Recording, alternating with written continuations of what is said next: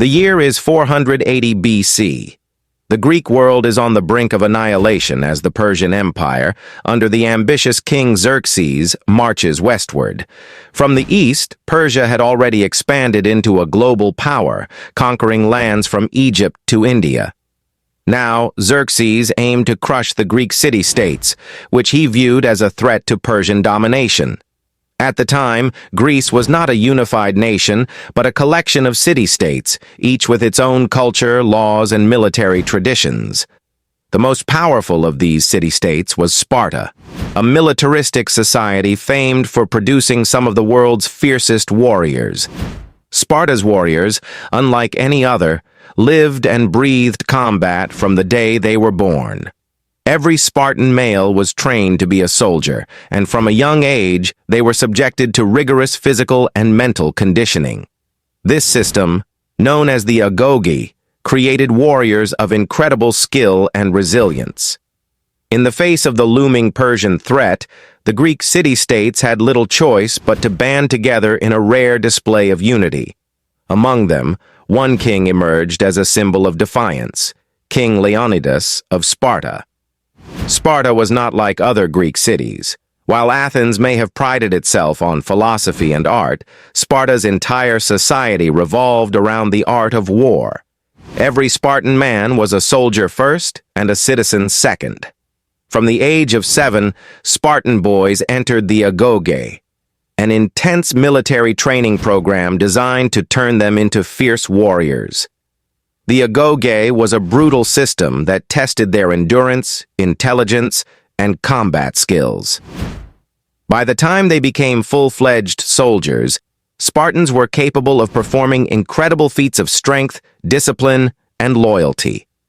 A Spartan warrior was expected to be both physically formidable and mentally tough, adhering to a strict code of honor known as arete.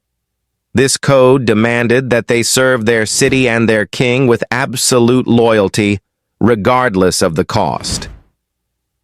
The role of a Spartan warrior wasn't just to protect Sparta, it was to embody the very ideals of the city. Spartan soldiers were also expected to exhibit great courage in battle, never retreating and never surrendering. They fought in a phalanx formation, where rows of soldiers would lock their shields together and march forward as a single unit, moving in perfect unison. The Persian Empire, led by King Darius I, had already established itself as the most powerful force in the world. After conquering much of Asia Minor, Egypt, and Mesopotamia, Persia turned its attention toward Greece. In 490 BC, Darius sent an army to Greece, resulting in the famous Battle of Marathon, where the Athenians, against all odds, defeated the Persians. However, Darius's successor, Xerxes I, was determined to finish what his father had started. In 480 BC, Xerxes amassed one of the largest armies the world had ever seen. Some estimates place the number of Persian soldiers at over 1 million, though modern historians believe it was likely closer to 150,000 to 200,000. Xerxes' plan was to invade Greece and crush the Greek city-states one by one. With the defeat at Marathon still fresh in their minds, the Greeks realized that they had to unite or face certain destruction. The Greek city-states, though often at odds with one another, knew that the Persian threat was too great to ignore. For the first time in history, they formed a loose alliance called the Hellenic League, which aimed to repel the Persian invaders. The Persian army marched toward Greece, and the Greeks needed to make a stand. They chose to do so at the narrow pass of Thermopylae. The geography of the region made it the perfect defensive position. The pass was only a few meters wide at some points, making it ideal for the heavily armored Greek soldiers who could hold off a much larger army by fighting in tight formations. King Leonidas of Sparta was selected to lead the defense of Thermopylae. He brought with him 300 of Sparta's finest warriors, elite soldiers who were hand-picked for the task. These 300 men were not only Sparta's best soldiers, but also the bravest, willing to fight and die for their country and their king. The Persian army was vast, and its numbers were overwhelming.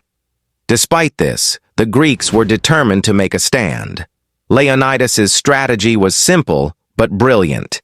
He knew that the narrow pass of Thermopylae would negate the numerical advantage of the Persians. The Persian army, no matter how large, could not use its overwhelming numbers effectively in such a confined space. The Greek forces positioned themselves in the pass, with the Spartans taking the front. Their famous phalanx formation, with shields locked together and spears extended, created an impenetrable wall of armor. As the Persian forces charged, they were met with the unyielding defense of the Spartans. For 2 days, the Greeks held their ground.